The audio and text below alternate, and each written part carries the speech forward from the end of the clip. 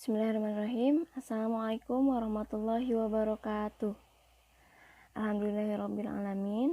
Pada kesempatan ini kami dari kelompok 3 dapat memberikan hasil diskusi dari materi yang telah kami diskusikan sebelumnya, yaitu mengenai sistem panca indera.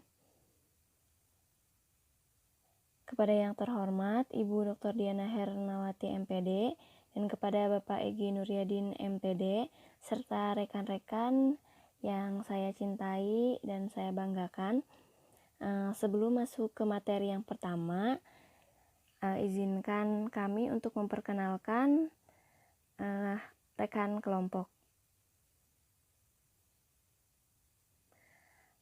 Rekan kelompok kami yaitu ada Nindya Angelika, Sima Tazkiyah Rahman, dan Faradila Damayanti. Nah, langsung saja masuk ke materi pertama yang dimulai dengan pengertian dari sistem panca indera yang akan saya sampaikan sendiri. Nah, kita masuk ke materi sistem panca indera. Sistem panca indera adalah bagian dari sistem saraf yang berfungsi untuk proses informasi indera.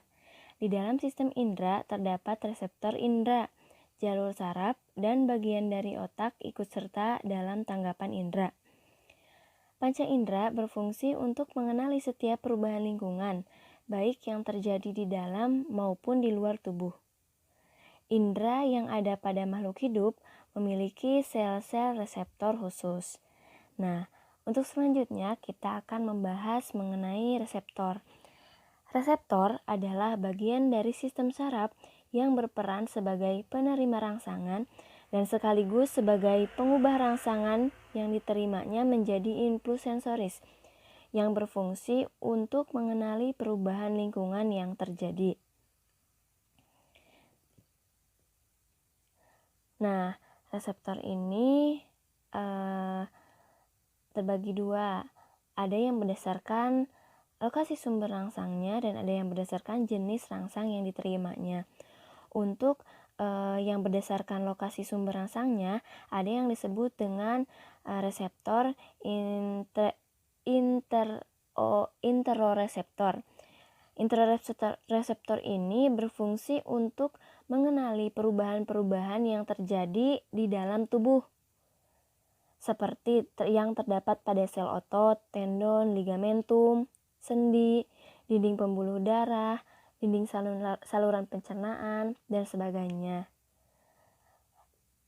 Dan yang kedua ada eksoreseptor.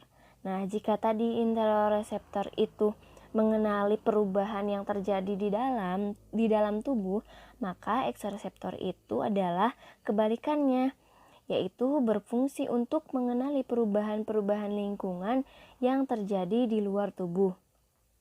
Nah, yang termasuk ke dalam eksoreseptor itu ada indera penglihatan atau mata yang berfungsi untuk mengenali perubahan lingkungan seperti sinar, warna, kemudian indera pendengaran yaitu telinga untuk mengenai perubahan lingkungan seperti suara, kemudian indera peraba yaitu kulit yang berfungsi untuk mengenali perubahan lingkungan seperti panas, dingin, kemudian indera pengecap yaitu lidah yang berfungsi untuk mengenali perubahan lingkungan seperti rasa manis, pahit, asin, dan sebagainya. Kemudian yang terakhir ada indera pembau atau hidung yang berfungsi untuk mengenali perubahan lingkungan seperti mencium bau. Nah, atau yang biasanya kita sebut dengan panca indera. Nah, kemudian ada lagi nih reseptor yang berdasarkan jenis rangsangan yang diterima. Ada yang disebut dengan kemoreseptor, yaitu alat indera yang merespon terhadap rangsangan zat kimia, yaitu indera pembau atau hidung dan indera pengecap. Nah, untuk selanjutnya ada mekanoreseptor. Mekanoreseptor itu alat indera yang merespon terhadap rangsangan gaya berat, tegangan suatu, dan tekanan, yaitu seperti pada alat indera peraba yaitu atau kulit dan indera pendengar atau telinga. Kemudian ada yang disebut dengan fotoreseptor yang selanjutnya, yaitu alat indera yang merespon terhadap rangsangan cahaya seperti indera penglihatan atau mata.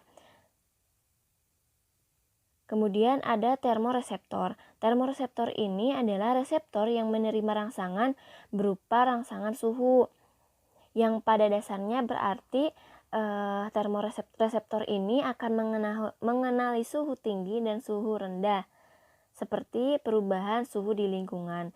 Kemudian ada lagi magnetoreseptor. Nah, reseptor ini adalah reseptor yang menerima rangsangan berupa medan magnet. Kemudian untuk pembahasan selanjutnya ada yang disebut dengan sensasi. Nah, sensasi pada dasarnya merupakan tahap awal dalam penerimaan informasi. Sensasi atau dalam bahasa Inggrisnya adalah sensation berasal dari kata Latin sensatus yang artinya dianugerahi dengan indera atau intelek. Sensasi adalah suatu perasaan yang timbul akibat adanya stimulus atau suatu reseptor. Nah, kemudian ada yang disebut dengan tahapan proses sensasi itu. Yang pertama dari proses fisik, berupa stimulus mengenai alat indera atau reseptor disebut sebagai proses kealaman. Atau benda luar yang mengenai alat indera kita. Kemudian ada proses fisiologis, yaitu stimulus yang mengenai alat indera kemudian diteruskan oleh syaraf sensori ke otak. Nah, ini adalah lanjutan dari proses fisik tadi, seperti kita menyentuh. Nah, saat kita menyentuh itu rangsangan yang tadi proses fisik itu, stimulus fisik itu akan diteruskan oleh syaraf ke otak. Nah, kemudian ada lagi proses fisiologis. Proses psikologis ini yaitu menyebabkan proses di dalam otak yang menyebabkan organisme mampu menyadari apa yang diterima dengan inderanya. Seperti contohnya ya, tadi proses fisiknya kita memegang duri, contohnya duri. Nah, stimulus terus proses fisiologisnya, si syaraf akan menyampaikan ke otak bagaimana rasa duri itu atau saat diraba itu bagaimana. Nah, kemudian ada proses psikologis. Nah, proses psikologis itu yang akan menyadari, otak itu akan menyadari bahwa si duri itu rasanya kasar atau ya kasar seperti itu. Nah, untuk selanjutnya ada sistem indera pada hewan vertebrata. Setiap organisme makhluk hidup mempunyai sistem koordinasi yang disebut koordinasi indera untuk melakukan aktivitas sehari-hari, baik pada hewan vertebrata ataupun pada invertebrata. Nah, hewan-hewan ini memiliki suatu alat indera seperti untuk melihat atau untuk bernapas, mencium bau, merasakan rasa. Nah, contohnya hewan vertebrata atau hewan yang bertulang belakang nih. Mereka punya penglihatan seperti mata, indera penciuman seperti hidung, indera peraba seperti kulit, dan indera pendengar seperti telinga. Tetapi tidak semua makhluk hidup menggunakan semua alat inderanya. Nah, contohnya tuh ada invertebrata. Ada invertebrata yang memang tidak semua jenis invertebrata memiliki kelengkapan panca inderanya. Nah, yang pertama akan kita bahas ada protozoa. Protozoa pada umumnya tidak memiliki indera. Meskipun demikian, protozoa ini peka terhadap rangsang, yaitu terhadap perangsang yang lembut.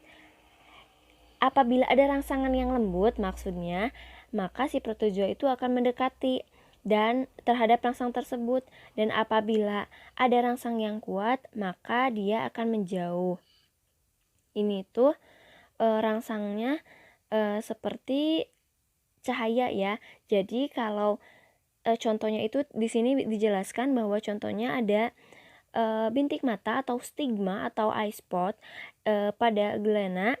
Nah, dia itu bisa dilihat ya di gambar yang stigma tuh. itu adalah bintik matanya. Nah, dia itu merupakan fotoreseptor. Jadi apabila ada cahaya dan cahayanya itu lembut, maka dia akan mendekati itu. Tetapi apabila cahayanya kuat, maka dia akan menjauhi cahaya tersebut. Nah, kemudian ada platyhelminthes. Nah, contoh dari platyhelminthes itu ada planaria. Nah, planaria ini juga memiliki sepasang bintik mata pada bagian interior tubuhnya. Nah, bisa dilihat pada gambar ya, bintik matanya terlihat jelas. Nah, bintik mata tersebut sangat peka terhadap rangsangan cahaya. Sama seperti tadi, ini juga merupakan fotoreseptor. Nah, planaria cenderung bergerak menjauhi cahaya. Bintik mata tersebut biasanya berjumlah sepasang dan terdapat di bagian anterior. Seluruh cacing pipih memiliki indera meraba dan sel kemoreseptor di seluruh tubuhnya. Nah, kemudian ada porifera. Bisa diingat-ingat ya teman-teman, porifera itu belum membentuk jaringan ataupun organ. Maka pada pilum porifera ini belum ada sistem indera karena memang struktur tubuhnya masih primitif. Kemudian yang selanjutnya ada nemathelminthes. Nah, nemathelminthes ini alat indera yang utama pada nemathelminthes adalah papila, bisle, atau ampid. Labial papilam dan cephalic papilla adalah penonjolan kutikula yang berisi benang syaraf atau nerve fiber dari syaraf papila. Nah, sensory bristle ini biasanya terdapat di mana-mana pada permukaan tubuhnya. Jadi, pada permukaan tubuhnya ada sensor seperti itu. Kemudian ampid itu yang tadi dibahas, ampid adalah invaginasi dari kutikula yang buntu. Nah, fungsi dari ampid ini sebagai kemoreseptor.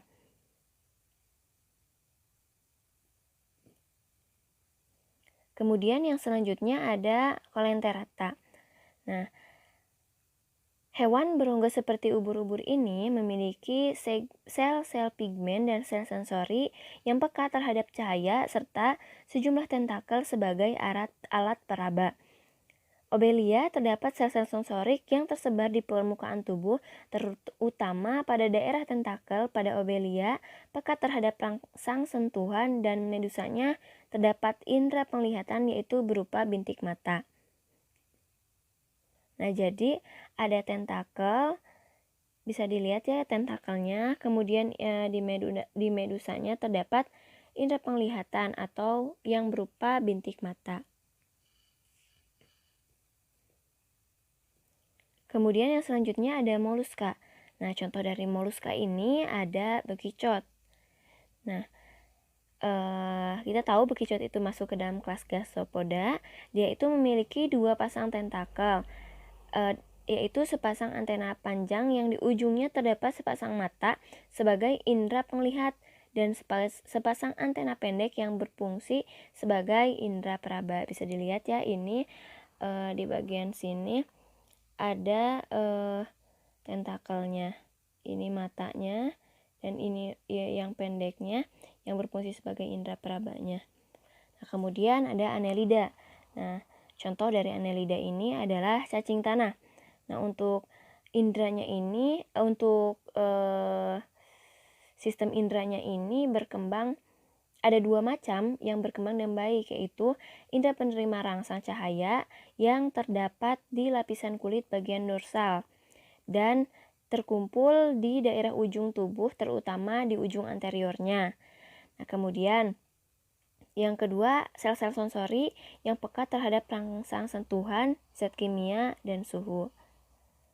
Kemudian ada echinodermata. Nah, echinodermata ini contohnya ada bintang laut ya. Nah, echinodermata ini hanya memiliki alat indera khusus berupa sistem indera taktil atau indera peraba dan kemoreseptor. Kemudian ada insekta. Insekta atau serangga memiliki 4 macam alat indera yang berfungsi secara baik, yaitu indera penglihatan indera pembau, indera peraba, dan indera penangkap getaran suara. Nah, indera penangkap suara ini disamakan dengan indera peraba dan pembau karena alat yang digunakannya sama. Indera penglihatan pada serangga ada dua, yaitu ada mata tunggal dan ada mata majemuk. Ada juga serangga yang mempunyai keduanya. Mata tunggal atau oceli merupakan unit tunggal dari mata majemuk. Mata majemuk terdiri dari ribuan mata kecil yang disebut dengan omatida. Nah, ada dua macam mata majemuk, yaitu mata majemuk aposisi, yaitu mata majemuk yang menyampaikan apapun yang dia lihat ke otak.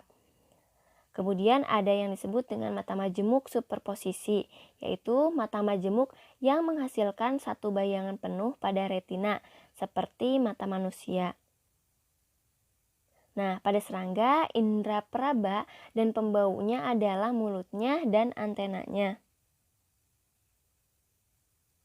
Ini ya. Ini antenanya. Kemudian pada ujung antena terdapat alat penangkap getaran suara. Nah, antena pada serangga terletak pada salah satu ruas kepala di atas mulut dan dapat digerak-gerakan. Nah, antena ini juga sebagai alat penangkap getaran suara. Nah, mungkin sekian yang dapat saya sampaikan. Mohon maaf untuk kekurangannya. Wassalamualaikum warahmatullahi wabarakatuh. Baik, saya akan melanjutkan pembahasan terkait panca indera, yakni pada kesempatan ini saya akan coba menyampaikan sedikit informasi terkait alat indera yang ada pada hewan vertebrata. Mungkin ada hal yang sudah disampaikan sebelumnya, bahwasannya alat indera ini merupakan suatu media maupun informasi yang akan didapatkan atau diterima dari hewan tersebut gitu ya. Nah, di dalam yang perlu kita ketahui, reseptor itu untuk vertebrata sendiri kurang lebih ataupun secara umum terdiri dari tiga jenis, yakni ada fotoreseptor, ada kemoreseptor, dan ada mekanoreseptor. Nah, kenapa perlu disampaikan terlebih dahulu terkait pengenalan reseptor ini? Karena memang untuk vertebrata sendiri yang dikenal ada 5 indera secara normatif ataupun secara umum, di mana ada indera penglihatan, ada indera peraba, pencium, perasa maupun pendengaran. Nah, kelima indera ini melibatkan 3 jenis reseptor tersebut gitu. Karena memang fungsi dari reseptor itu adalah untuk menerima rangsangan. Nah, untuk fotoreseptor sendiri adalah merupakan penerimaan rangsangan yang melibatkan cahaya. Nah, sel yang ada pada fotoreseptor pada vertebrata mempunyai banyak sekali lipatan dan mengandung pigmen, umumnya berupa rhodopsin. Nah, seperti dalam makalah sudah disampaikan mungkinnya bagaimana mekanisme dari rhodopsin tersebut, baik itu diubah sampai diterimanya rangsangan tersebut. Nah, di sini saya akan langsung saja menyimpulkan bahwasanya rhodopsin yang akan berubah jika ada cahaya akan mengenai sel tersebut gitu. Perubahan awal tersebut akan diikuti dengan serangkaian perubahan berikutnya yang membawa sel dari yang ada di bagian mata ya khususnya akan terdepolarisasi seperti itu ya. Nah, di sini juga saya akan mencoba menyampaikan sedikit bahwa hewan pada matanya tersusun sejumlah unit optik yang lebih kecil ya, yang disebut omaditidia. Nah, mata vesikular yang dilengkapi retina tersebut seperti halnya pada burung ataupun mamalia memiliki lensa mata yang khas yang dapat berubah bentuk atau berkomodasi. Nah, sehingga bayangan benda dapat terfokus pada retina. Untuk proses sendiri ada pada indera penglihatan. Selanjutnya ada kemoreseptor. Nah, mungkin mohon maaf ya, itu ada sedikit typo. Nah, kemoreseptor itu apa sih sebenarnya? Nah, kemoreseptor itu adalah penerimaan rangsangan yang melibatkan zat kimia gitu. Nah, kalau untuk vertebrata sendiri sebenarnya tidak jauh berbeda dengan invertebrata gitu ya untuk mekanismenya. Hanya saja pada vertebrata terkait sensasi membau itu diduga berkaitan dengan proses reproduksi. Nah, pada jenis reptil yakni ular maupun kadal terdapat organ Jacob ya, yang nanti juga akan disampaikan. Nah, organ ini adalah sebagai alat pembau dan terletak pada tonjolan kecil di rongga hidung. Nah, dalam sensasi membau, sama halnya seperti manusia, mempunyai kemampuan untuk membedakan berbagai jenis bau. Tetapi pada organ penglihatan hanya mengenali 3 macam warna, yakni primer sejumlah warna kombinasi dari 3 warna primer tersebut. Itu untuk manusia gitu. Jadi terkait kemoreseptor ini merupakan gerakan suatu hewan yang menjadi sumber datangnya rangsangan zat kimia atau dikenalnya dengan gerakan kemotaksis seperti itu. Nah, sedangkan yang menaungi kemoreseptor ataupun yang melibatkan indera penuh dari kemoreseptor sendiri itu adalah indera perasa, kemudian indera pembau, serta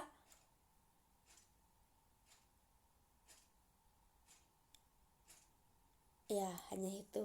Nah, selanjutnya mekanoreseptor. Nah, mekanoreseptor ini adalah menerima rangsangan secara mekanik. Nah, ini melibatkan indera pendengaran maupun indera sentuhan ataupun peraba. Nah, kalau mekanoreseptor ini secara mekanis sederhananya itu bahwa pada sel saat keadaan istirahat, ion Na+ pada membran mekanoreseptor masih dalam keadaan tertutup. Nah, rangsangan mekanik yang menekan reseptor inilah yang menyebabkan membran mekanoreseptor merenggang. Perenggangan membran mekanoreseptor tersebut menimbulkan perubahan konformasi protein penyusun pintu ion Na+. Pintu ion Na+ ini terbuka dengan diikutinya terjadi perubahan elektrokimia yang mendepolarisasikan mekanoreseptor.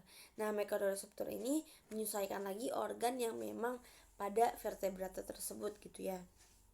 Nah, pada vertebrata menerima rangsangan ataupun sentuhan itu sudah sebagaimana mestinya, tetapi juga mampu memantau panjang otot, bahkan berfungsi sebagai alat pendengar ataupun organ keseimbangan gitu ya. Nah, pada organ pendengaran, sel reseptor sensoris inilah yang akan ada pada sel bersilia.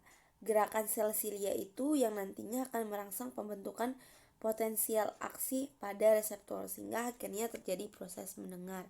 Nah, ini dikembalikan lagi nanti ya, baik itu nanti ada di amfibi, reptil maupun di mamalia, nanti organnya itu akan berbeda terkait penamaannya, tapi untuk cara kerja dan mekanismenya seperti yang sudah disampaikan tadi gitu. Nah, selanjutnya mungkin langsung saja yakni Pisces. Nah, untuk bagian-bagian mata Pisces bisa kita lihat. Namun ada hal yang perlu diketahui yakni Pisces itu adalah sudah mengalami kemajuan indera dengan berkembang baik dari pastinya dari invertebrata ya. Sedangkan indera yang berkembang baik pada Pisces ini cenderung yakni adalah penglihatan, penciuman maupun pendengar. Nah, indera ini terletak di kedua sisi kepala. Bola matanya tidak dilindungi oleh kelopak tetapi dilindungi oleh selaput tipis yang tembus cahaya.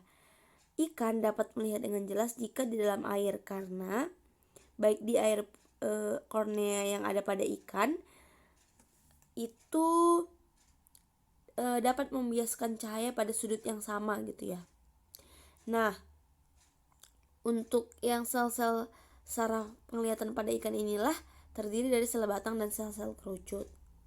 Nah, sel-sel batang menyebabkan ikan dapat melihat dengan jelas di tempat yang kurang menerima cahaya, sedangkan ikan juga dapat melihat warna sampai tahap yang tertentu gitu ya. Ada tingkat intensitasnya yang disesuaikan dengan ikan jenis ikannya, serta ikan mudah melihat warna merah dan kuning tetapi lebih sulit membedakan warna hijau, biru, dan hitam. Kemudian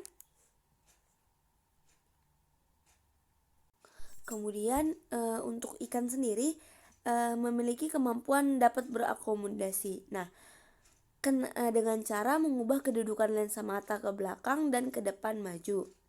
Kemudian gerakan yang dilakukan oleh otot kecil ini disebut retroktor lentis. Serta ketika melihat benda dekat, otot retroktor lentis berelaksasi ataupun mengendur sehingga lensa bergerak ke depan.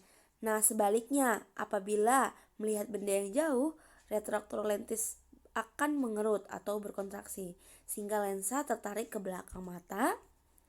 Kemudian indera penciuman pada ikan juga baik karena terletak di ruang kecil tepat di depan mata itu sendiri gitu ya.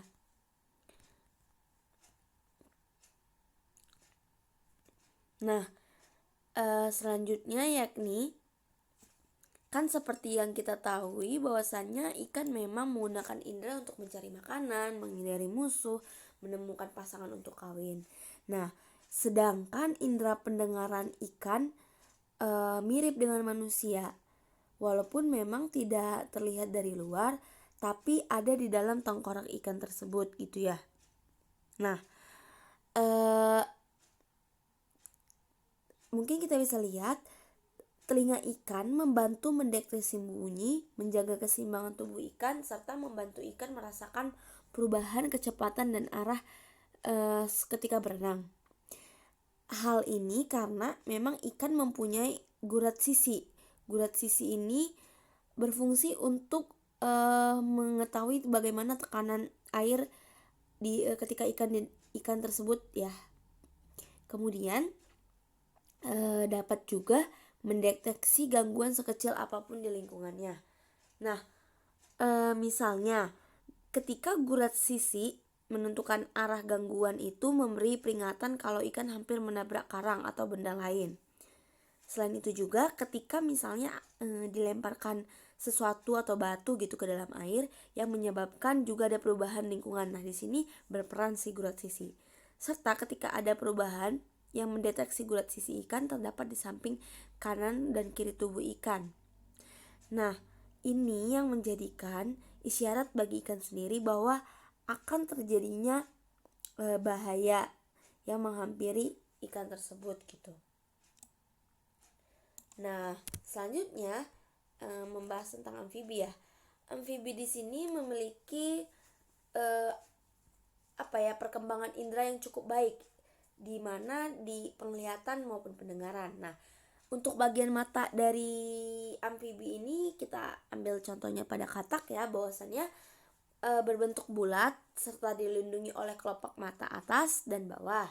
Bagian sebelah mata terdapat membran niktisan atau yaitu suatu selaput tipis yang tembus cahaya. Nah, membran ini apa sih fungsinya ya? Untuk menjaga agar kornea mata tetap lembab ketika berada di darat dan menghindari gesekan ketika katak menyelam di dalam air. Nah, inilah yang membuat kenapa si katak akan menyesuaikan sifatnya gitu ya ketika dia di lingkungan yang darat ataupun di air. Nah, lensa mata pada katak tidak dapat berkoordinasi. Maka dari itu, katak hanya dapat melihat benda dengan jarak tertentu saja gitu ya. Sedangkan untuk indera pendengaran pada katak sendiri memiliki telinga luar berupa sepasang selaput pendengar di sebelah kanan dan kiri kepala. Telinga luar ini terdiri dari selaput yang memang berbentuk segitiga yang akan melebar di bagian luarnya. Nah, apabila terkena getaran atau bunyi, selaput pendengaran akan bergetar. Getaran inilah yang akan membuat selaput pendengar diteruskan menuju tulang pendengaran ke tingkap jorong. Nah, selanjutnya getaran dan tingkap jorong ini akan diteruskan oleh cairan limfa ke saraf pendengar. Maka dari itu getaran yang ditimbulkan dari saraf pendengar itu akan diteruskan ke otak dalam bentuk impulsif saraf. Nah, selanjutnya ada reptil ya. Reptil di sini indera yang berkembang baik adalah indera penciuman, di mana yang sudah disinggung seperti di awal adanya organ Jacobson untuk mencium bau mangsa dengan cara mengambil bau yang telah ditinggalkan mangsanya di udara dan di tanah. Nah, indera ini terletak di langit-langit rongga mulut, baik itu pada kadal, ular maupun komodo. Lidah untuk mekanisme bagaimana cara mencium atau membaunya itu nanti akan si lidah tersebut ditarik dan ditempelkan pada organ si Jacobson-nya. Kemudian nanti akan menjulurkan lidahnya, lalu lidahnya lah yang akan mengumpulkan bau tersebut melalui reaksi kimia yang ada di udara. Kemudian lidahnya ditarik kembali dengan membawa bau yang telah diserap tadi ke organ Jacobson tersebut gitu ya. Kemudian selanjutnya kita akan membahas tentang aves. Nah, aves sendiri memiliki bagian-bagian mata burung yang tidak jauh berbeda ya. Bahwasannya mata burung terletak di sisi kiri dan kanan kepalanya agar dapat melihat keadaan sekeliling tanpa harus memutar kepala. Burung yang banyak beraktivitas pada siang hari memiliki retina mata yang lebih banyak mengandung sel-sel kerucut. Pada retina burung terdapat pektin yang merupakan kelanjutan dari saraf mata ke bola mata, membentuk suatu lipatan dan di dalamnya terkandung banyak pigmen. Nah, burung ini juga memiliki letak mata yang berbeda-beda gitu. Misalnya kalau pada burung tertentu kan memang kita kenal di sisi kepala, tapi kan seperti burung hantu misalnya matanya itu menghadap binokuler. Nah, maksudnya binokuler di sini merupakan bahwa burung hantu tersebut memiliki perkiraan jarak dalam memandang itu jauh lebih binokuler dan sel batangnya dapat tetap melihat dalam keadaan sedikit cahaya. Ini yang membedakan dari burung pada umumnya gitu. Tetapi untuk fungsinya masih sama gitu ya. Nah, untuk ada juga pengecualian, misalnya pada burung kiwi ya, bahwa burung ini berkembang dengan baik tetapi indera penciumnya enggak gitu. Karena lubang hidung di ujung paruhnya berkembang dengan baik dengan mencium bau makanan terdapat di dalam tanah. Karena memang lebih panjang, maka itu dimanfaatkan gitu.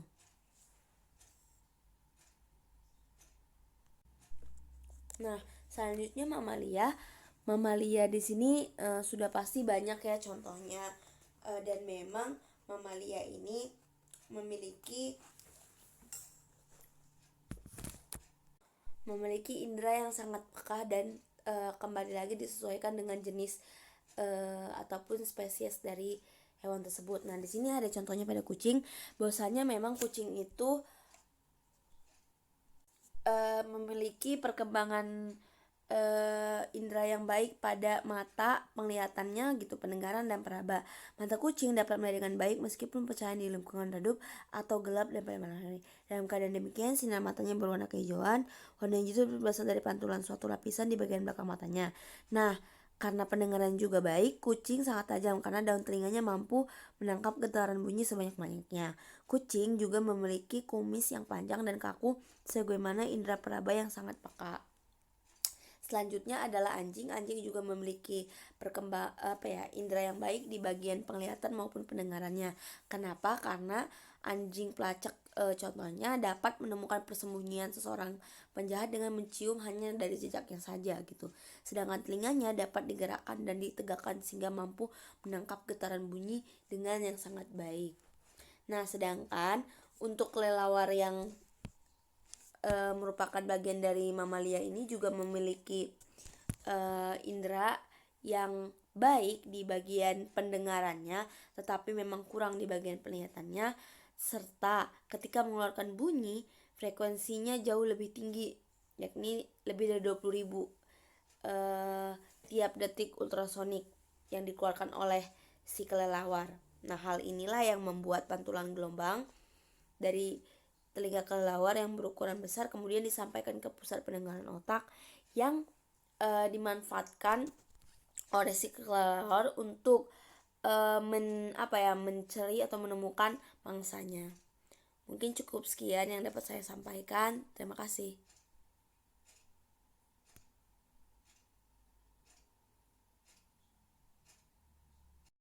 Bismillahirrahmanirrahim. Di sini saya Faradila Damayanti akan menjelaskan mengenai sistem indera pada manusia.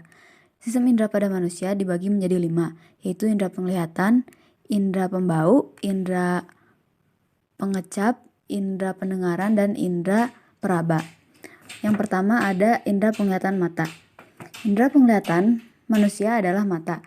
Kita dapat mengenal dan melihat suatu benda yang kita lihat karena adanya kerjasama antara mata dan otak. Rangsangan yang terjadi di bagian mata akan diteruskan ke otak. Disinilah otak mengolah dan menerjemahkan informasi yang diterima sehingga menghasilkan suatu perwujudan penglihatan. Materi selanjutnya ada struktur anatomi mata. Mata manusia berbentuk bulat lonjong berdiameter 2,5 cm. Bagian depan dari mata dilindungi oleh membran tipis dan transparan yang disebut konjungtiva. Membran ini berfungsi untuk melindungi kornea mata. Pada konjungtiva mengalir air mata yang dihasilkan oleh kelenjar air mata. Cairan air mata berguna untuk menjaga kelembaban mata. Pada cairan air mata terdapat enzim yang disebut lisozim yang dapat membunuh bakteri. Selain itu, cairan air mata berguna untuk membersihkan mata saat berkedip. Kelopak mata, alis mata, dan bulu mata berguna untuk mencegah masuknya kotoran atau debu dari udara atau keringat dari kepala atau dahi. Mata tersusun atas 3 lapisan, yaitu sklera, koroid, dan retina. Sklera merupakan lapisan terluar mata yang berwarna putih. Sebagian besar sklera dibangun oleh jaringan fibrosa. Pada bagian sklera terdapat kornea, yaitu bagian mata yang transparan dan tersusun dari serabut kolagen. Kornea dapat dianggap sebagai jendela mata. Koroid. Koroid merupakan lapisan tengah yang tipis dan berwarna gelap. Lapisan ini banyak mengandung pigmen dan pembuluh darah. Pada bagian depan koroid, di belakang kornea terdapat suatu struktur yang disebut iris. Iris berbentuk bulat dan terdiri atas otot-otot sirkular berpigmen.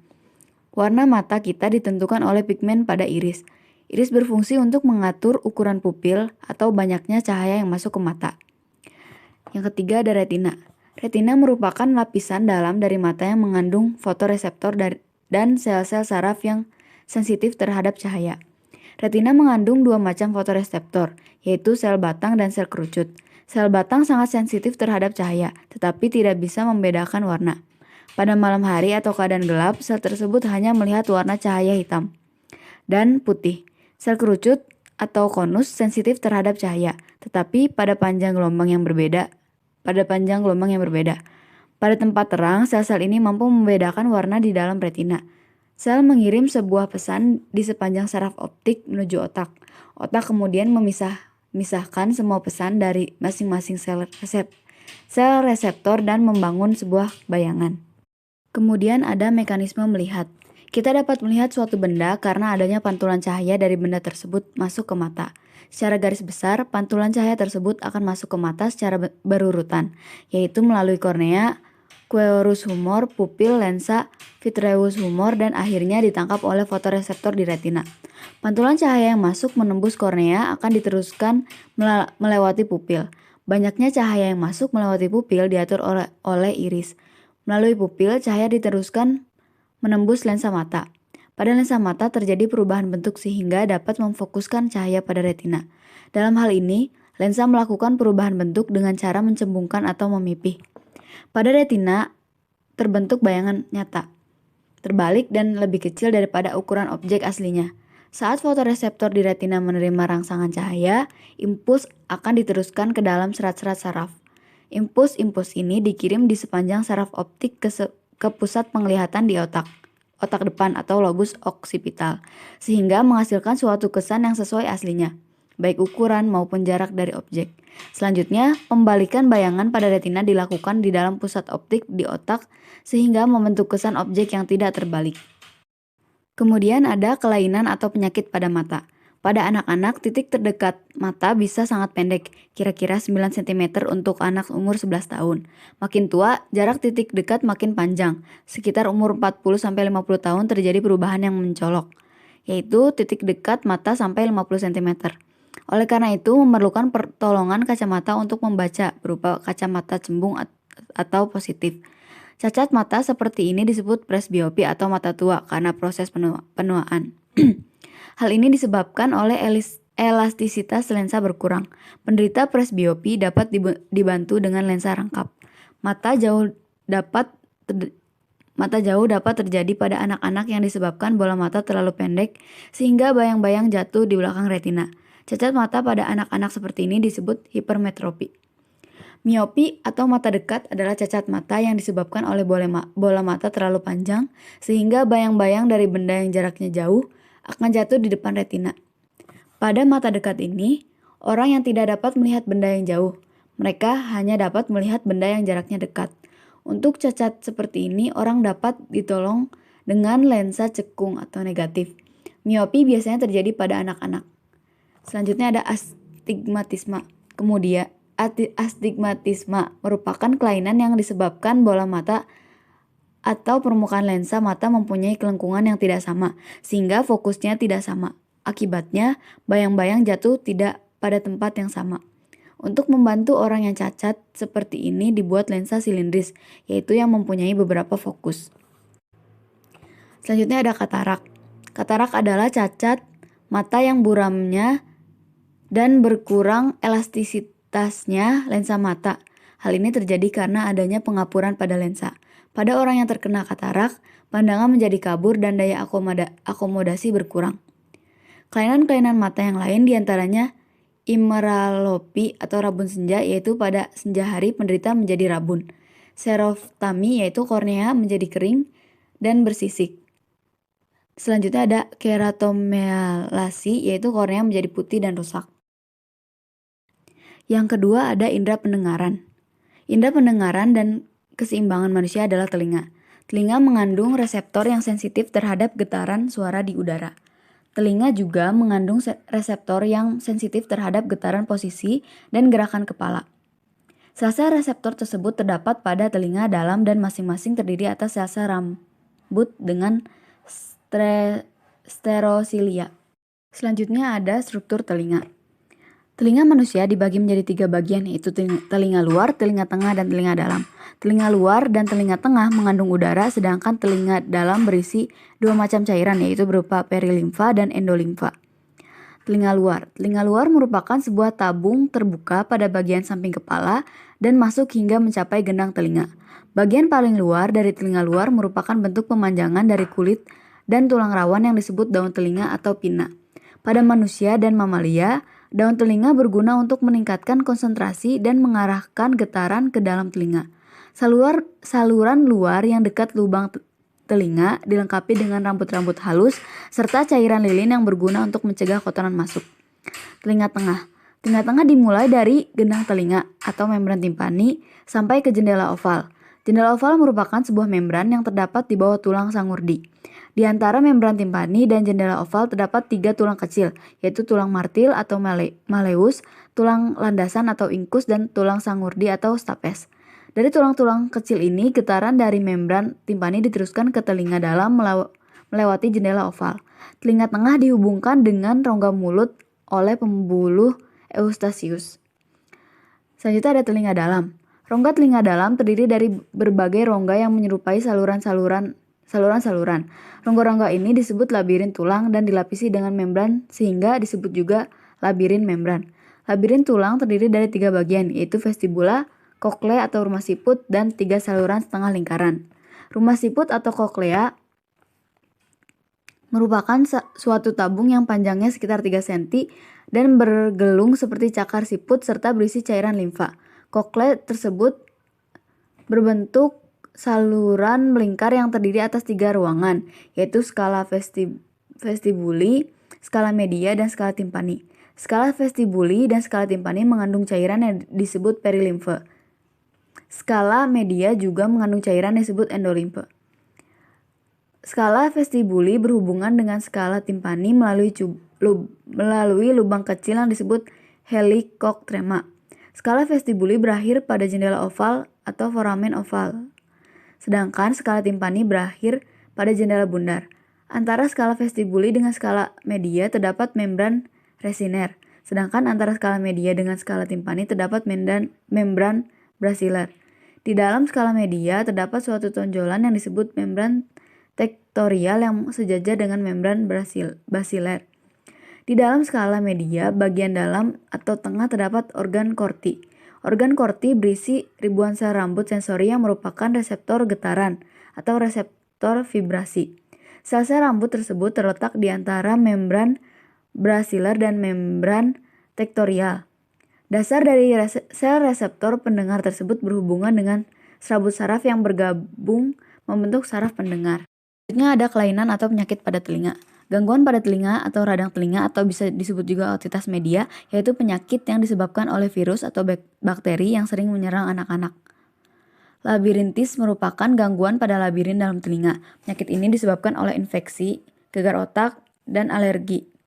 Tuli konduksi yaitu tuli yang disebabkan gangguan penghantaran suara, disebabkan oleh penyumbatan saluran telinga, penebalan atau pecahnya selaput gendang telinga, kekakuan hubungan stapes pada fenestra ovali, serta pengapuran tulang-tulang pendengaran. Tuli saraf yaitu gangguan pendengaran karena kerusakan saraf auditori atau saraf pendengaran. Ada indera pembau. Indera pembau dan indera pengecap merupakan suatu sistem kemoreseptor yang sangat peka.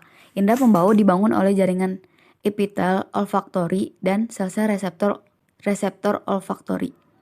Sel olfaktori merupakan sel-sel saraf yang terdapat di dalam lapisan mukus atau lendir jaringan epitel, rongga hidung bagian atas. Reseptor olfaktori memiliki rambut-rambut olfaktori yang terbenam pada lapisan mukus. Rambut-rambut olfaktori merupakan penonjolan dari dendrit, sedangkan ujung yang lainnya merupakan akson membentuk sinapsis dengan sel saraf lain di dalam bulbus olfaktori atau otak.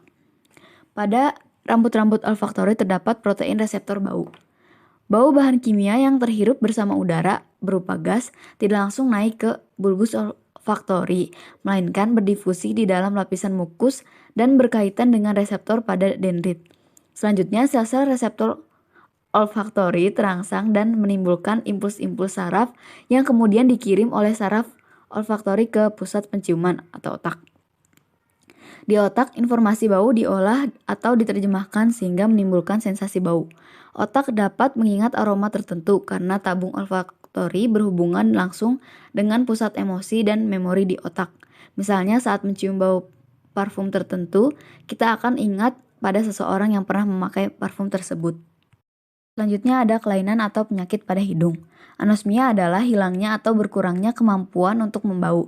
Hipersomnia adalah pembau yang berkelebihan, tetapi kelainan ini jarang terjadi.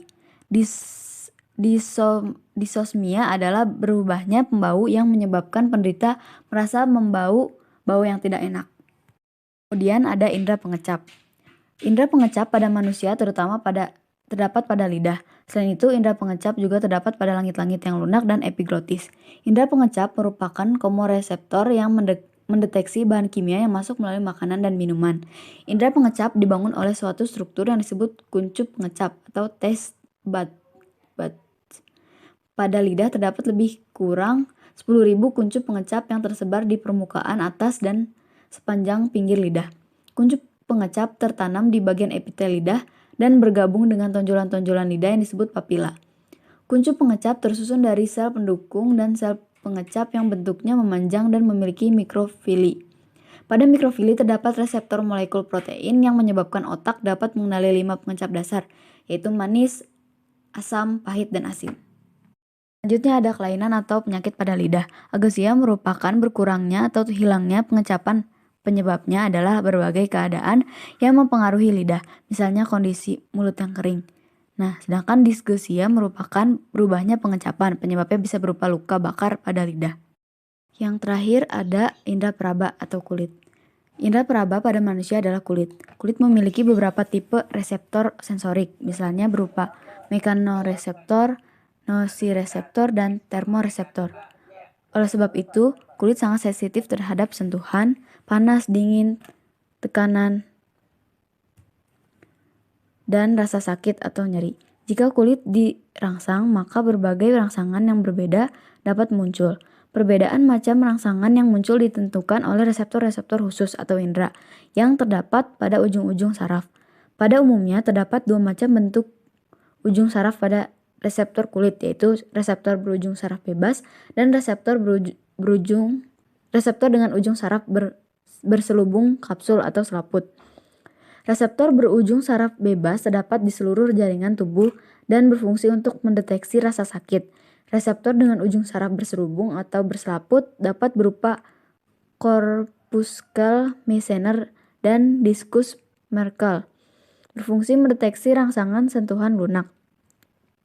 Corpuscle Pacini mendeteksi rangsangan tekanan, corpuscle Ruffini mendeteksi rangsangan panas, dan corpuscle Krause mendeteksi rangsangan dingin.